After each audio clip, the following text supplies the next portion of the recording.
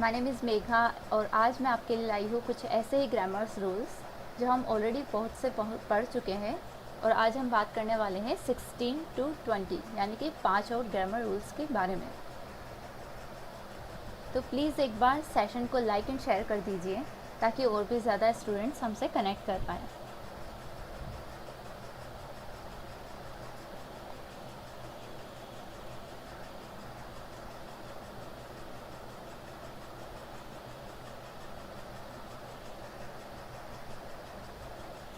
तो जल्दी से एक बार सेशन को शेयर कर दीजिए ताकि हम ग्रामर रूल्स स्टार्ट कर सकें। Okay, so let's see rule number 1। हम 15 रूल्स पहले ही पढ़ चुके हैं पहले की वीडियोस में, तो आपने अगर नहीं पढ़े हैं तो पहले की वीडियोस प्लीज़ और प्लीज़ ज़रूर देखें क्योंकि ये रूल्स आपके बहुत ज़्यादा काम आने वाले हैं। किसी भी कॉम्पिटिटिव एग्ज़ाम के लिए ये सारे रूल्स आपको अगर पता होंगे तो आप काफ़ी सारे क्वेश्चंस अटेम्प्ट कर सकते हैं। So let's see rule number 16। एक बार आप ये सारे सेंटेंसेस देखिए। Good evening Poonam. एक बार आप ये सारे सेंटेंसेस देखिए और बताइए कि कौन सा सेंटेंस इनमें सही है और कौन सा गलत है।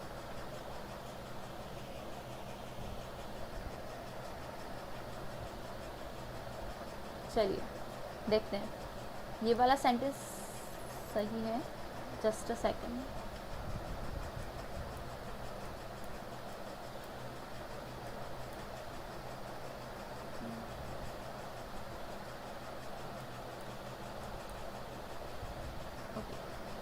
So this sentence is correct, this sentence is wrong, this sentence is wrong and this one is correct. अब ये देखना है कि ये सही क्यों है और ये गलत क्यों है। तो देखिए, रूल हमारा कहता है कि अगर सेंटेंस रूल देखिए पहले, whenever we use very with superlative degree, अगर हम सुपरलेटिव डिग्री के साथ वेरी का यूज़ करते हैं तो आर्टिकल द है वो हमारे वेरी के पहले आता है। सेंटेंस में वेरी जब लिखते हैं तो वेरी के पहले आता है, यानी क्या होगा, द वेरी सुपरलेटिव, यानी द लगेगा, वेरी लगेगा और उसके बाद सुपरलेटिव डिग्री लगेगी। However when we use much with superlative degree, article the is used before the superlative, that is much the superlative. यानी अगर सेंटेंस में मच यूज़ कर रहे हैं हम तो सुपरलेटिव डिग्री आर्टिकल द के पहले यूज़ होगी। जैसे कैसे बन जाएगा, मच द और फिर जो सुपरलेटिव डिग्री होगी वो। तो अब सेंटेंसेस देखिए। फर्स्ट सेंटेंस है, he is the very best student of rankers pro. यहाँ पर हम सुपरलेटिव डिग्री है बेस्ट और यहाँ पर यूज़ कर रहे हैं वेरी, तो द जो होगा वो वेरी के पहले यूज़ में आ रहा है, इसलिए ये सही है बिल्कुल। ठीक है, अगर वेरी है और सुपरलेटिव डिग्री है तो द को हम वेरी के पहले यूज़ करेंगे। यहाँ इस सेंटेंस में वेरी पहले आ रहा है और द बाद में आ रहा है, इसलिए ये सेंटेंस एकदम गलत है। The third sentence is, he is the much best student. जैसा कि हमारा रूल था कि अगर मच आता है तो मच के बाद द आता है, मच और सुपरलेटिव डिग्री के बीच में द लगेगा। ठीक है, तो इस वजह से ये सेंटेंस गलत हो गया। फोर्थ सेंटेंस सही है क्योंकि मच और बेस्ट के बीच में हम द का यूज़ करते हैं, जो कि बिल्कुल करेक्ट है। तो फोर्थ सेंटेंस हो गया हमारा एकदम करेक्ट। इस रूल में किसी को कोई कंफ्यूजन है?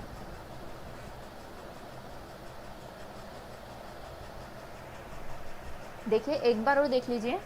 Whenever we use very with superlative degree, जब भी हम सुपरलेटिव डिग्री के साथ वेरी का यूज़ करेंगे तो हम आर्टिकल द को, द जो आर्टिकल है उसका यूज़ हम वेरी के पहले करेंगे। ठीक है, और अगर हम मच के साथ सुपरलेटिव डिग्री का यूज़ कर रहे हैं तो द जो हमारा यूज़ में आएगा वो मच और सुपरलेटिव डिग्री के बीच में आएगा। Alright, now let's see the next one. In sentences को देखिए और बताइए कि इनमें से कौन सा सही है और कौन सा गलत है। प्लीज़ जल्दी से कमेंट करके बताइए। She is treated as a child. He thinks her a fool. The teacher called him stupid. She is elected as the president. Which one is correct and which one is not? जल्दी से comment करके बताइए।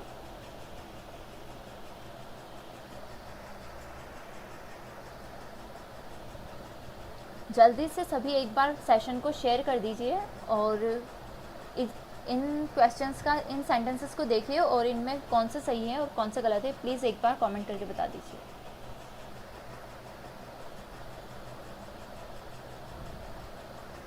ठीक है, देखिए पहले rule देखते हैं, उसके बाद मैं आपको समझाती हूँ। ये वाला सही है, ये वाला सही है, ये वाला सही है और ये वाला गलत है। अब देखिए रूल क्या कहता है। एज कैन बी यूज्ड, जो एडवर्ब है एज, उसका यूज़ हम इन वर्ड्स के साथ कर सकते हैं और कुछ के साथ नहीं कर सकते हैं। ये कुछ वर्ड्स हैं जिनके साथ हम एज का यूज़ कर सकते हैं, जैसे treat, define, regard, describe, respect, depict, portray, view, no etcetera. इन सब के साथ हम एज एडवर्ब का यूज़ कर सकते हैं। However, as cannot be used and as an adverb with these words. कौन कौन से वर्ड्स हैं देखिए। elect, think, name, consider, call, make, choose, appoint, etc. इन ये जो सब वर्ड्स हैं इनके साथ हम as का यूज़ नहीं कर सकते हैं। ऑलराइट, तो एक बार सेंटेंसेस देखिए। She is treated as a child, treat के साथ हम एज का यूज़ कर सकते हैं, यहाँ पे लिखा हुआ भी है कि ट्रीट के साथ हम एज का यूज़ कर सकते हैं। ठीक है, तो ट्रीट के साथ हम यूज़ कर सकते हैं, इसलिए ये सेंटेंस बिल्कुल सही है। He thinks her a fool, he thinks her a fool. Think के साथ, थिंक जो वर्ब है उसके साथ हम एज का यूज़ नहीं करते हैं। ठीक है, तो ये सेंटेंस बिल्कुल सही है क्योंकि इसमें एज है भी नहीं। ठीक है, तो ये सेंटेंस भी बिल्कुल सही है। The teacher called him stupid, ठीक है, टीचर ने उसे स्टूपिड कहा, तो कॉल के साथ भी हम एज का यूज़ नहीं करते हैं, तो ये सेंटेंस भी बिल्कुल सही है। She is elected as the president, elect जो है, इलेक्ट के साथ हम एज का यूज़ नहीं करते हैं, इसलिए ये वाला सेंटेंस गलत है। एक बार जल्दी से बताइए कि आपको इन सब में कोई कंफ्यूजन है इस रूल में।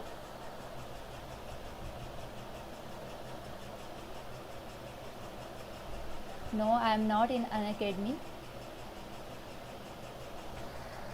अगर आपको किसी इस रूल में कंफ्यूजन है कोई, तो प्लीज़ कमेंट करके बता दीजिए। एक बार और देख लीजिए, ये कुछ वर्ड्स हैं, treat, define, regard, describe, respect, depict. अगर इस तरह के वर्ड्स हैं तो हम इनके साथ एज का यूज़ कर सकते हैं। ठीक है, और अगर इलेक्ट, थिंक, नेम, कंसिडर इस तरह के अगर वर्ड्स हैं तो उनके साथ हम एज एडवर्ब का यूज़ नहीं करते हैं। Alright,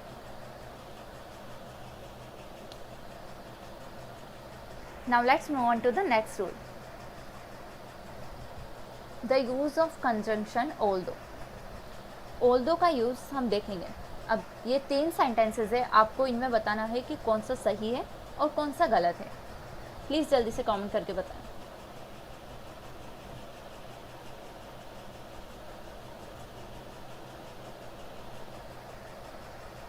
Although it's very expensive, yet she can afford it. Although it's very expensive, but she can afford it. Although it's very expensive, she can afford it. सिर्फ डिफरेंस ये है, यहाँ पर yet है, यहाँ पर but है और यहाँ पर हम कॉमा का यूज़ कर रहे हैं। अब बताइए इनमें से कौन सा सही है और कौन सा गलत है। प्लीज़ जल्दी से एक बार कमेंट करके बताएं कौन सा सही है और कौन सा गलत है। Okay, let me tell you. This one is right, this one is right, and this one is incorrect. क्यों? तो अब हम रूल देख लेते हैं। क्योंकि ऑल्दो के साथ हम बट का यूज़ नहीं करते हैं, ऑल्दो के साथ हम यट का यूज़ कर सकते हैं, ऑल्दो के साथ हम कॉमा का यूज़ कर सकते हैं, लेकिन ऑल्दो के साथ हम बट का यूज़ कभी भी नहीं कर सकते हैं।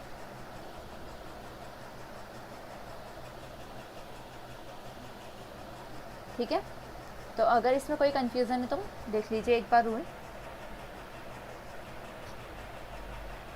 Although meaning in spite of something is a subordinate conjunction. Although क्या है?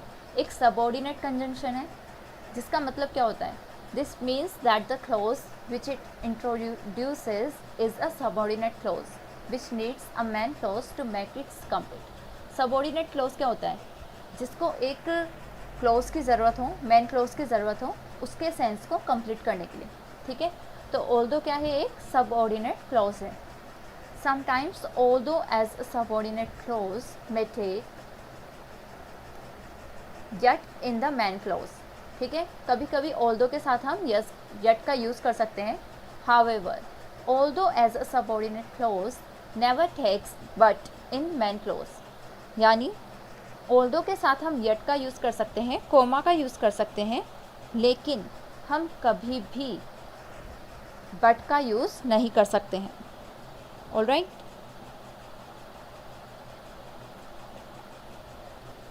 ये रूल आ गया समझ में?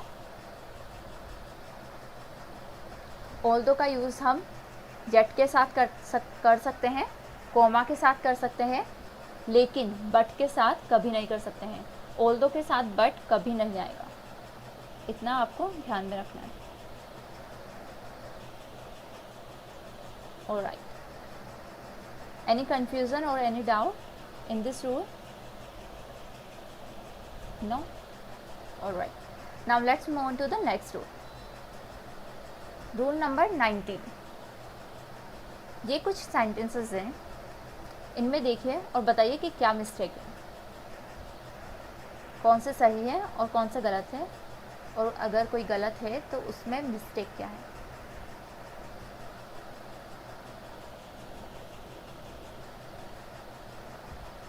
He is owning a car. Is this sentence correct or incorrect? Please tell me.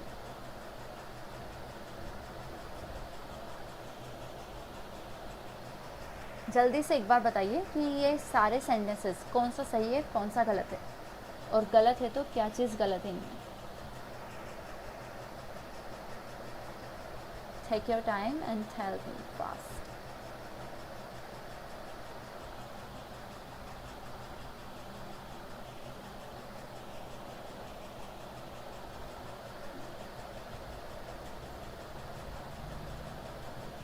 चलिए देखते हैं। देखिए, कुछ वर्ब्स होती हैं जिनका यूज़ हम आईएनजी फॉर्म के साथ नहीं कर सकते हैं, आईएनजी फॉर्म नहीं लगती है उनमें। ठीक है, जो फर्स्ट सेंटेंस है he is owning a car, ये सेंटेंस गलत है। क्यों गलत है? क्योंकि ओन एक ऐसे वर्ब है जिसके साथ हम आईएनजी का यूज़ नहीं करते हैं। ठीक है, तो he is owning a car ये गलत है। ओन के साथ ही ओन्स अ कार ये सही होगा। ठीक है, ही ओन्स अ कार यानी उसके पास एक कार है। ठीक है, उसकी खुद की एक कार है, उसका अधिकार है उस कार पर। ठीक है, now the second sentence is it tests like almonds. ये सेंटेंस बिल्कुल सही है क्योंकि इसमें आईएनजी का यूज़ नहीं हो रहा है। टेस्ट भी एक ऐसी वर्ब है जिसके साथ हम आईएनजी नहीं यूज़ करते हैं। हम ऐसे नहीं बोलेंगे it is testing like almonds, ये सेंटेंस गलत होगा। इट के साथ हम टेस्ट के साथ हम आईएनजी का यूज़ नहीं करेंगे, तो ये सेंटेंस सही है क्योंकि इसमें आईएनजी यूज़ नहीं आ रहा है। थर्ड सेंटेंस देखिए, I am loving it. This sentence is also wrong क्योंकि लव भी एक ऐसी वर्ब है जिसके साथ आईएनजी यूज़ नहीं आएगा। तो यहाँ क्या आ जाएगा? I love it. ठीक है, the next sentence is she is a very loving person. अब यहाँ पर यह सेंटेंस सही है क्यों, जबकि वर्ब यही है लव, लेकिन यहाँ पर ये जो लविंग है ये क्या है, एडजेक्टिव है, इसलिए। ठीक है, यहाँ पर क्या था, ये वर्ब थी, आई एम लविंग इट, तो ये गलत हो गया क्योंकि यहाँ पर वर्ब है और एज अ वर्ब इसमें आईएनजी ऐड हम नहीं कर सकते हैं, तो क्या हो जाएगा, आई लव इट। लेकिन यहाँ पर ये सेंटेंस एकदम सही है क्योंकि ये जो लविंग है वो एक एडजेक्टिव है। ठीक है, एडजेक्टिव है, इसलिए ये सेंटेंस सही है। It belongs to Tom, it belongs to Tom मतलब अगर कोई चीज़ हम बता रहे हैं कि ये टॉम की है, ठीक है, तो ये सेंटेंस बिल्कुल सही है क्योंकि बिलोंग भी एक ऐसी वर्ब है जिसके साथ हम आईएनजी नहीं लगाते हैं। इस चीज़ में कोई कन्फ्यूज़न है? तो देखिए हम कुछ वर्ब्स देखेंगे कि ऐसे कौन कौन सी वर्ब्स हैं जिनके साथ हम आईएनजी का यूज़ नहीं कर सकते हैं। अब देखिए एक वर्ब वांट भी है, वांट, हम ऐसे नहीं कह सकते हैं कि I am wanting a coffee, आप कह सकते हैं कि I want a coffee, not I am wanting a coffee. I want a coffee is absolutely correct, but if you say I am wanting a coffee it is completely incorrect. Alright, now let's see the verbs. कौन कौन सी ऐसी verbs हैं? Possession, ऐसी verbs जो possession बताती है कि अधिकार है हमारा, हक है, स्वामित्व है। तो ऐसे कौन कौन सी वर्ब्स हैं?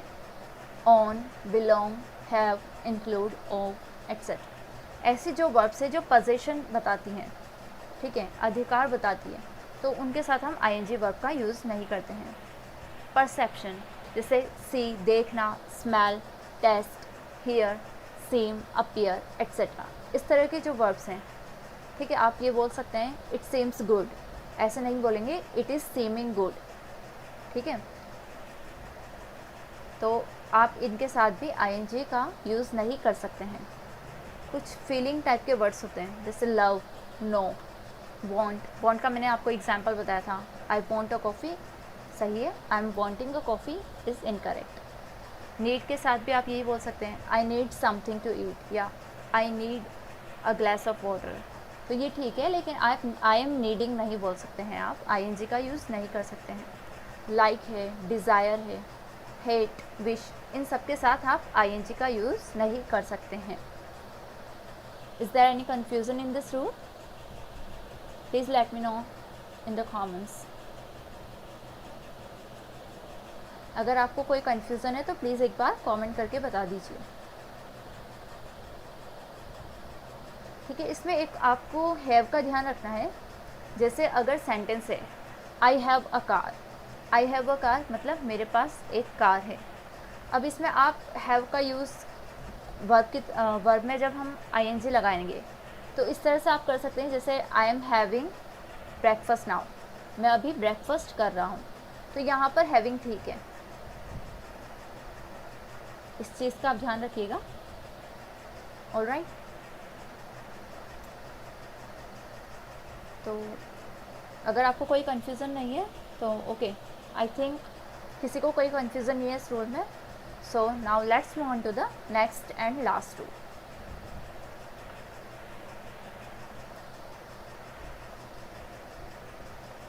ओके, तो कुछ एग्जाम्पल्स हैं, इन्हें देखकर आप बताइए पहले कि कौन सा सही है और कौन सा गलत है। Did you ever see the Taj Mahal? He hasn't finished it yet. She did not prepare food yet. Have you ever stayed in a hotel?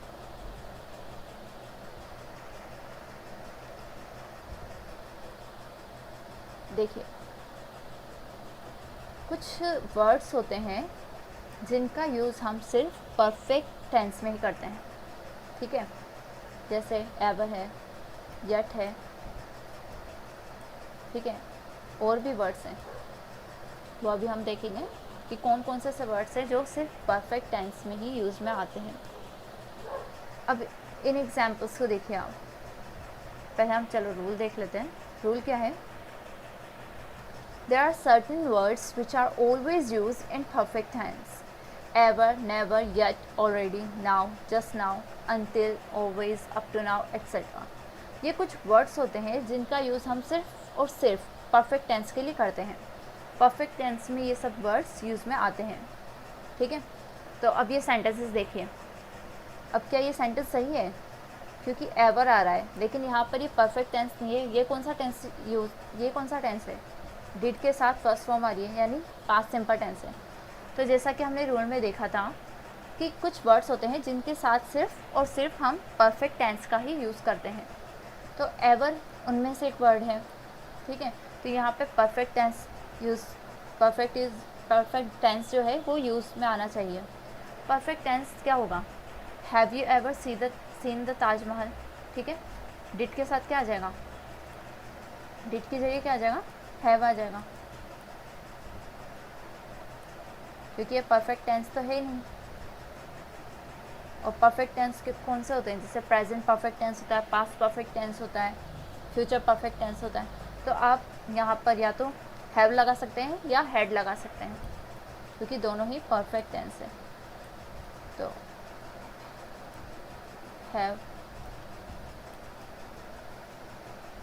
Have you अब परफेक्ट टेंस है, यानी परफेक्ट टेंस है तो verb की कौन सी form आती है?